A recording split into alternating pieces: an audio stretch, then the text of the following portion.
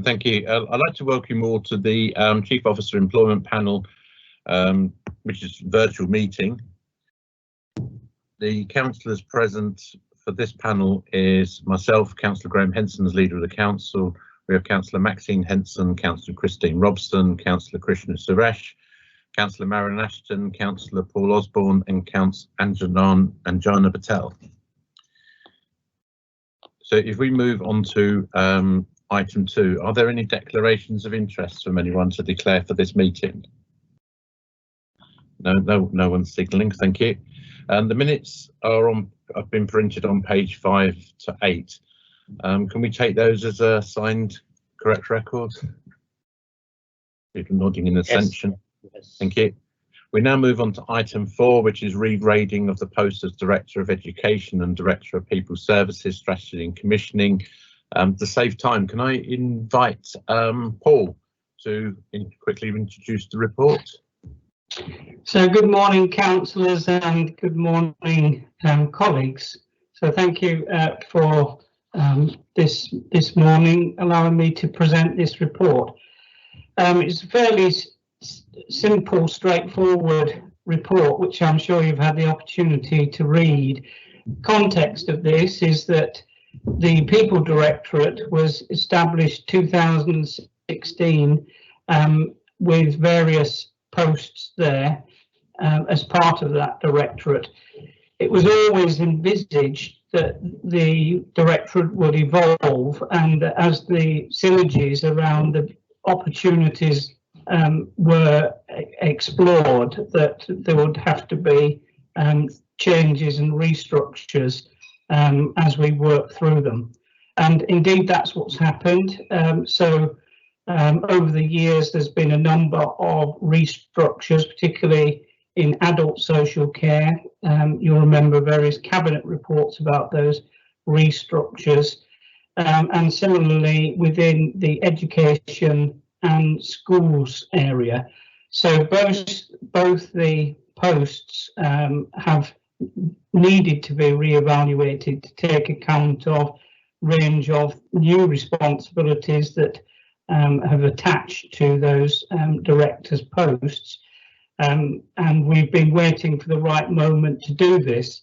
We were in the process of doing this re-evaluation at the start of 2020, but of course the pandemic came and took away quite a lot of capacity. So with the agreement of the post holders, we paused that process, and we've just recently had the chance to finish it off. We've had extra support through our HR colleagues who have taken the post through the HARE re-evaluation process, which is an independent formal process that looks at the revised job descriptions and role profiles.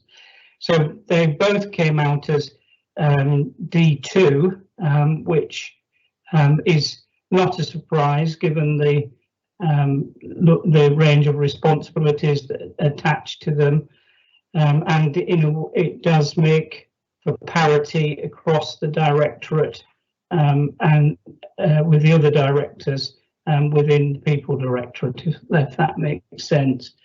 So the HR process is what it is, and I don't know if Stacey wants to add any commentary on that, but it was taken through an independent process, and that was the culmination of that process in terms of the regrade.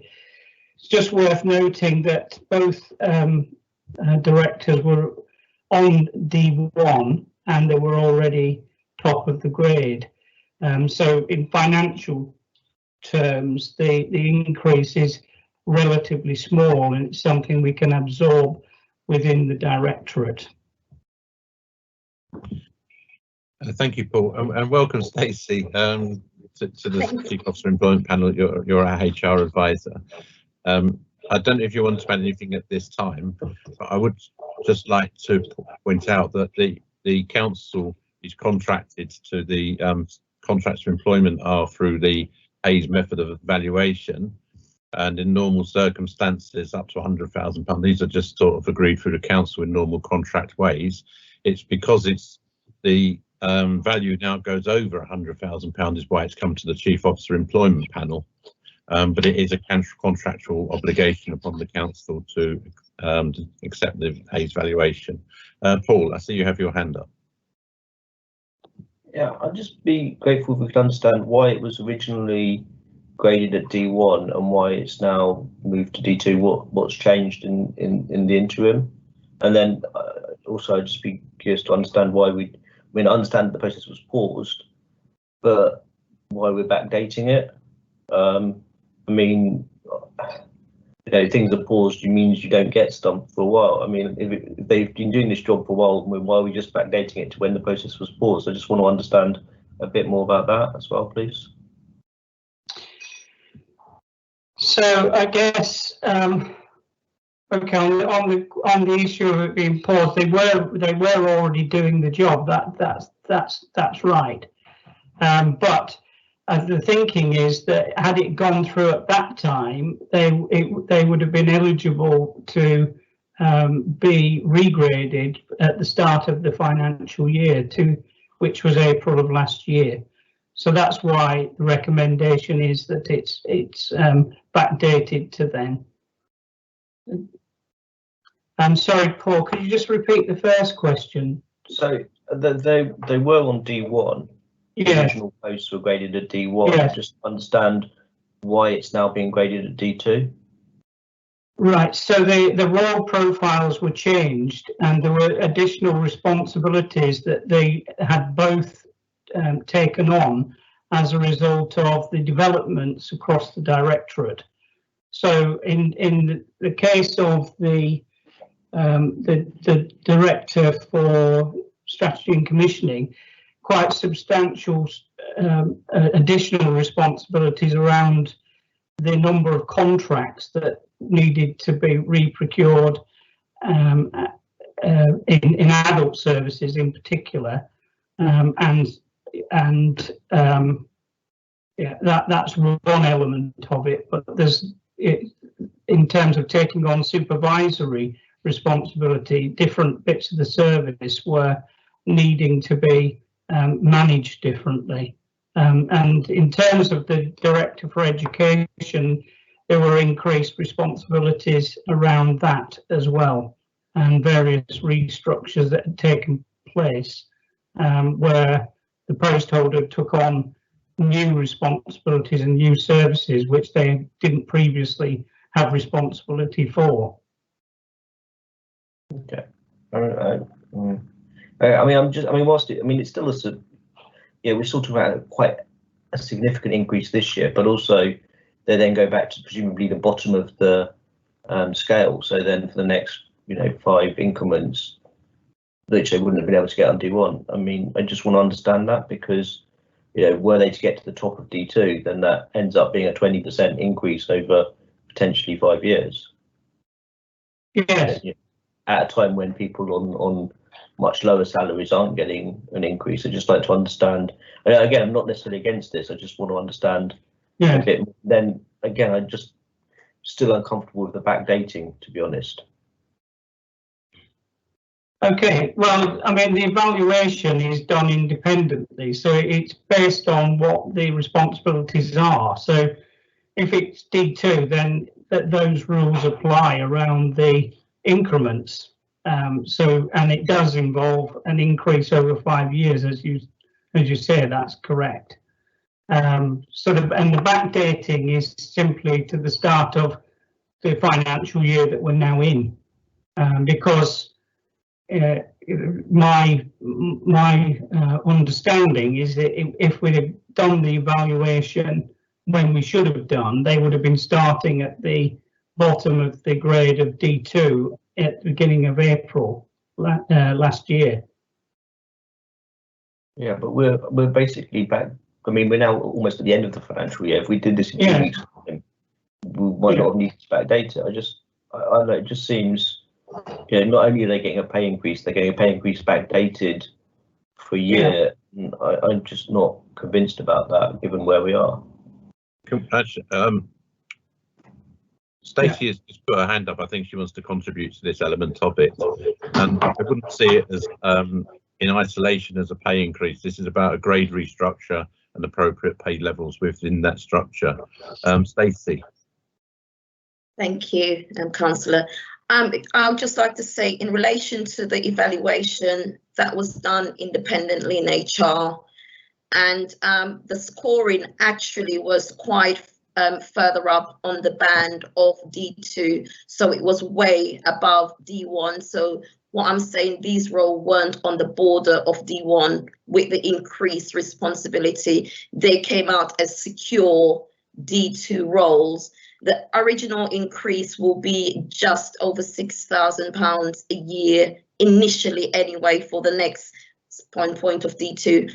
I do understand Councillor Osborne's point about going up over 5 years, but that is the normal process. When someone is undertaking the job at that level, they will move up on increments over a time.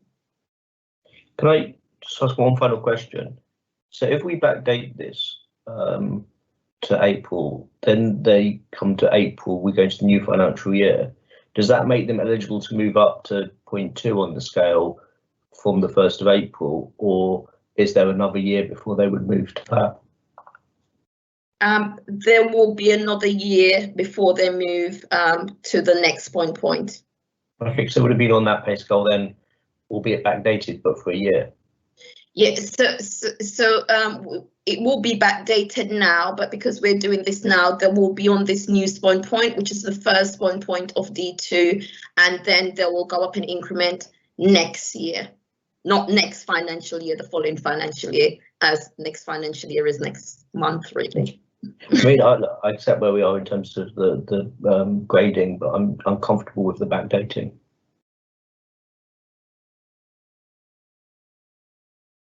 I think this is a common thing across the council when sometimes you see jobs go up and sometimes you see them go down.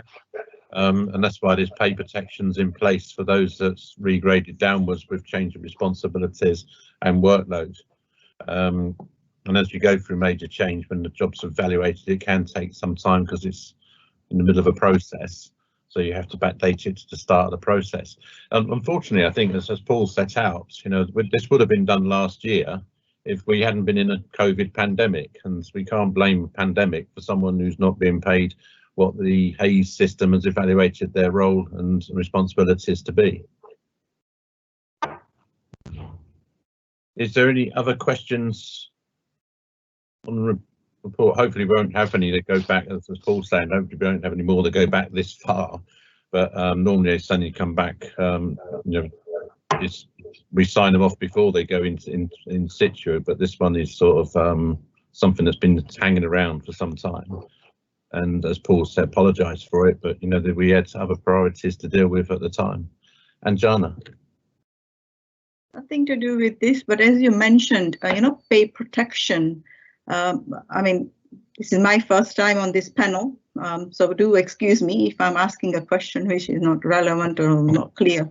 But I just wanted to understand, when you say pay protection, if somebody is doing a job, and if their job means it's gone down, if it goes up, you get money, but if it goes down, do they take money away from them? If the responsibility changes and if somebody's job has changed and they're doing less than what they're supposed to, but their salary is high, do they take them away? Is something I want to understand, because it's not the same as private sector where I have worked. So that's why I want to understand. Stacey wants to come in first, really. Yeah, thank you. Yes, in terms of pay protection, that's normally as a result of a job change. So if someone's job, the role differ and the scoring didn't come out to the substantive role, then they'll receive pay protection normally for maximum of 2 years, but it kind of decrease on a percentage level, and that is just to give appropriate notice to the employee in order to kind of balance their responsibilities outside, their financial commitment is part and parcel of the process in terms of local government terms and conditions to offer pay protection if someone's been worse off. Thank you. Thank you. So there's no more questions on this report. So if we could move to the recommendations, which are on. But on the recommendations, can I ask that it be taken in 2 bits? Because I'm quite relaxed about supporting the regrading of the role. As I said, I'm not relaxed and would like to vote against the backdating of the pay. I don't know, I haven't spoken to my colleagues, I don't know if they do, but personally, I'm uncomfortable with the backdating.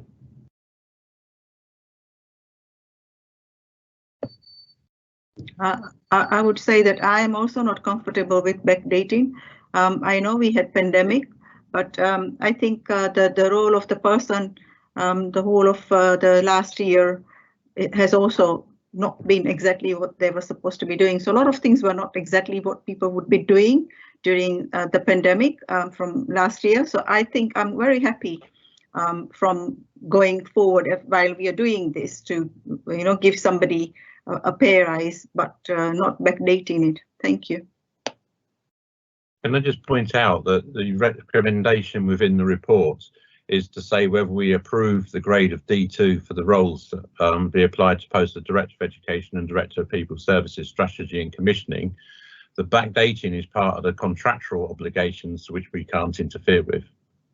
And if I've got that wrong, Stacey would tell me, but all we're agreeing is that the role is agreed at D2 because it takes us over the £100,000 limit, which we have to go to a public meeting to rubber stamp in a sense because it's a contractual obligation. Marilyn, you have your hand up. Yes, I do. Thank you, Chair. I've been listening very carefully.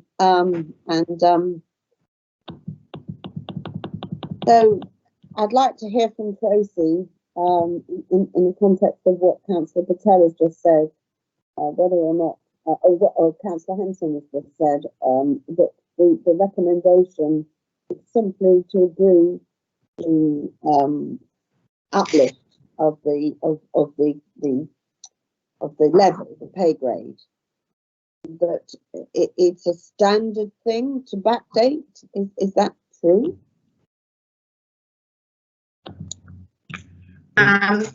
Sorry. Go on, Stacey, you go first. Yes, that is the recommendation. So in line with the pay policy agreement, we need to take roles that are obviously over £100,000, to this committee, so it gets approved. But in terms of the backdating element, it's normal custom and practice that if you're going through a process and because of some reason that process is paused, you will backdate until that time. There's sometimes some flexibility, but the recommendation is that you normally backdate so that someone is not placed at a detriment, and that's what we always look for, not placing people of detriment because they would have otherwise got that. And the backdating over over a 12-month period, it will be it is £6,000 for that year that they'll be backdated for. Can I just so that, please forgive me, I'm obviously not very good at this, am I? I just need to understand. So, do we have a choice whether we backdate it or not? Because that's fundamental. Because if Councillor Osborne is saying he's not comfortable with it, and I accept that, we've not discussed it. I think you probably can see that we haven't.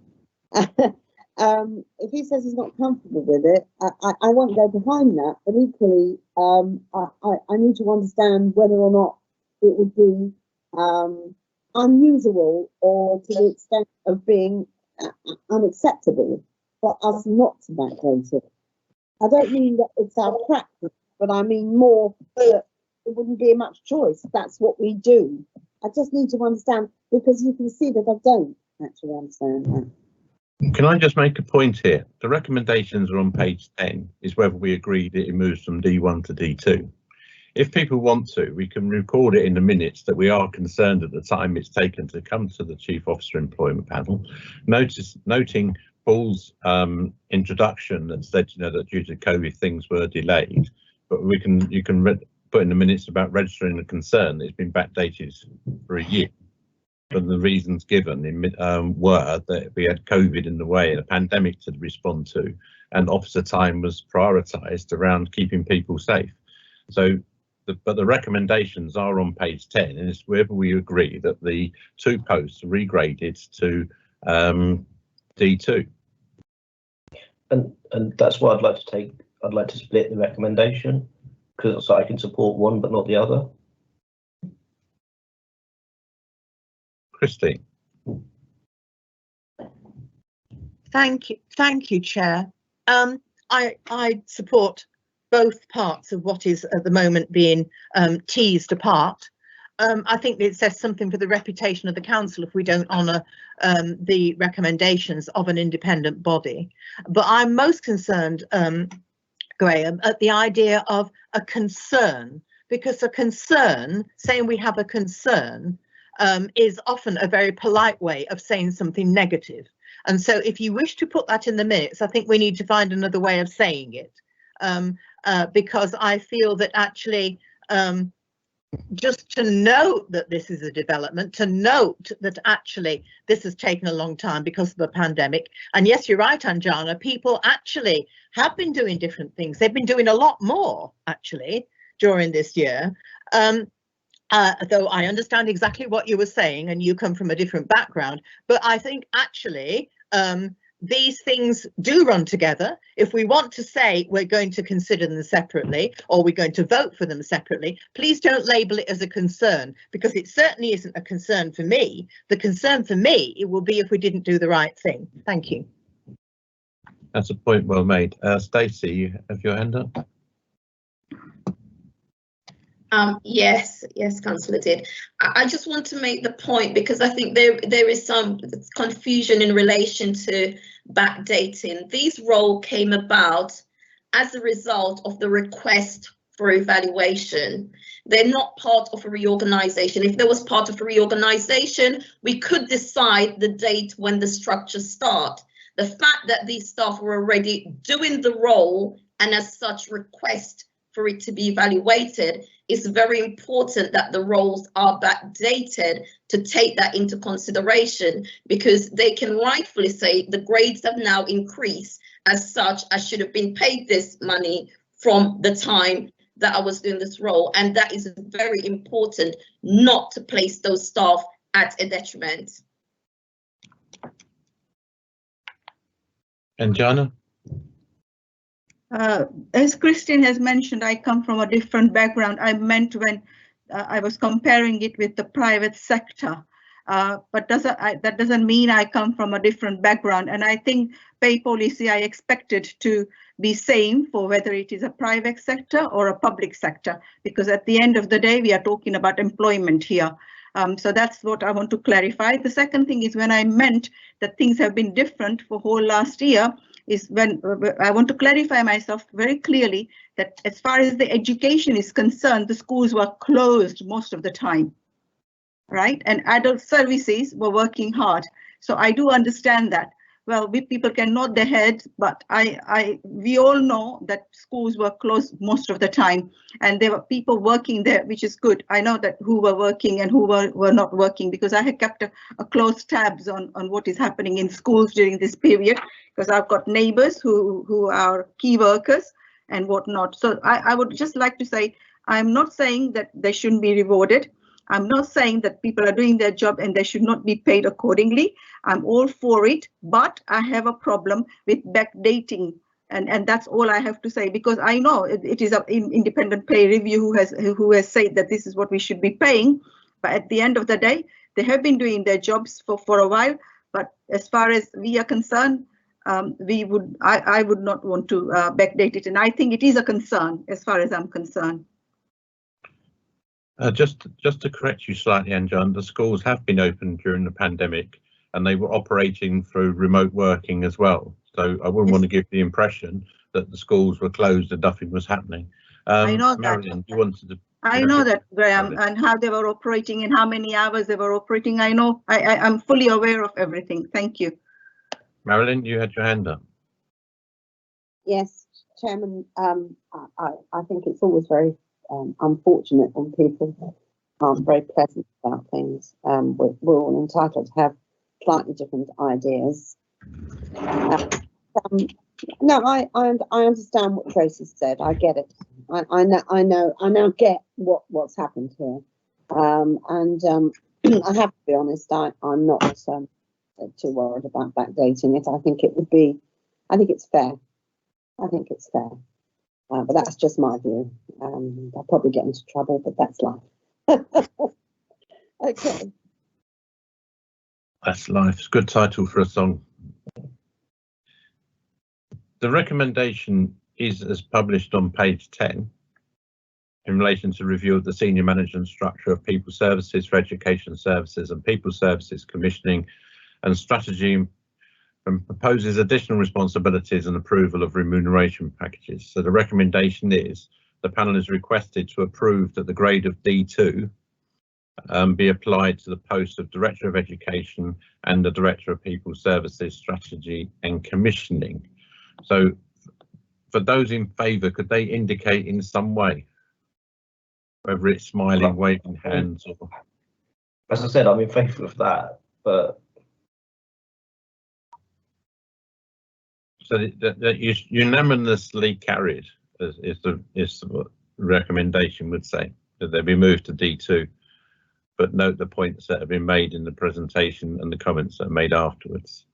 I mean, if it helps, Yeah, I think the wording, I'm just unhappy with something being backdated for almost a full year rather than concern. I mean, a full year backdating is quite a significant backdating of an increase. I mean, if it was a month or two, it'd be one thing, but a whole year, and it's just me being unhappy rather than, I mean, if concern is a problem, I'm just not happy with it. That's all. Same here. I'm so sorry, Chair. Leader. I just want. No, Councillor. Krishna did have his hand up first. Krishna. All right, apologies. Okay. Yeah, thank you, Leader. Actually, looking at this, the responsibilities when they took on board in April during this pandemic. That is why, as leaders highlighted before, this unprecedented time, they put up with all these things and they never had the chance to look at the administrative HR work to see at that point in time, how that numeration should be done first. So they have given the priority to the work to be carried out first. You should be appreciating that rather than getting stuck with that. Why do we have to go back and backdate the amount of responsibility took on board? And I think they well deserve this increment, and also the backlog to bring back from April. Yeah, thank you. Thank you, Krishna. Maxine?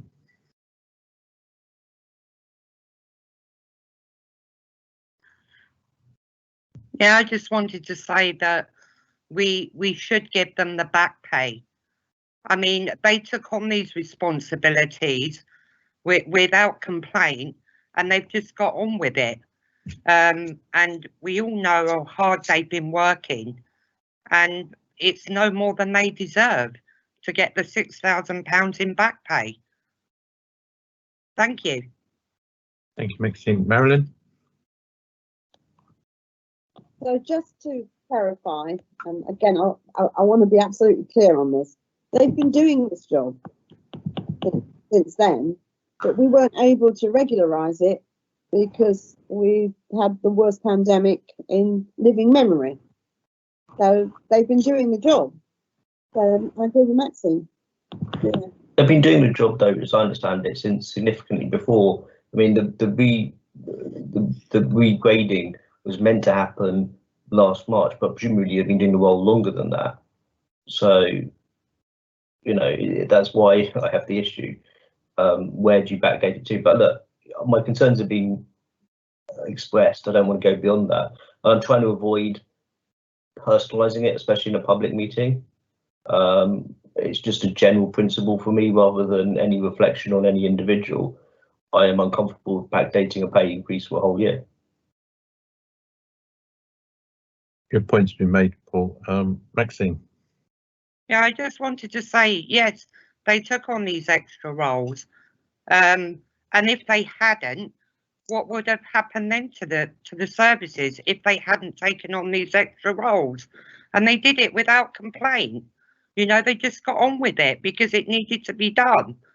And I think that's what we need to realise. You know, we've got good staff in the council that work extremely hard, and we need to show them that we do actually support and care for the work that they do. Thank you, Minister. And the last question is coming in from Anjana. Thank you very much, Graham. I obviously have absolutely no problem. I know everybody's working very hard and we appreciate, but can you, I think it has already been clarified by Paul, and absolutely no problem that everybody has worked really, really hard, and we appreciate that we've got good staff who has actually got on without complaining during the pandemic and done the work. So there are no two ways about it. And I appreciate that personally too. Only thing is that, as Paul just asked, and I want to clarify again with Tracy and Paul Hewitt, the roles that they are in, the two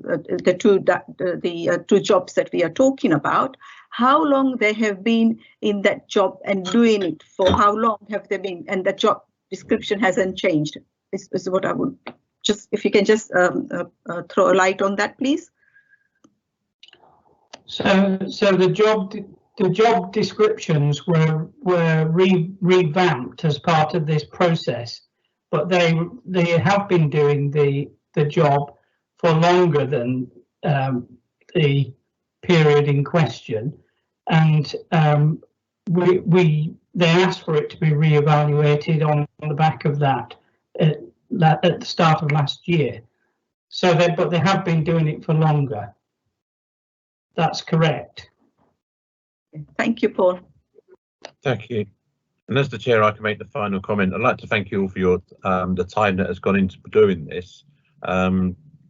Officers, any member of staff or group normally comes through the trade unions for for posts to be re-evaluated when there's more responsibilities come on board.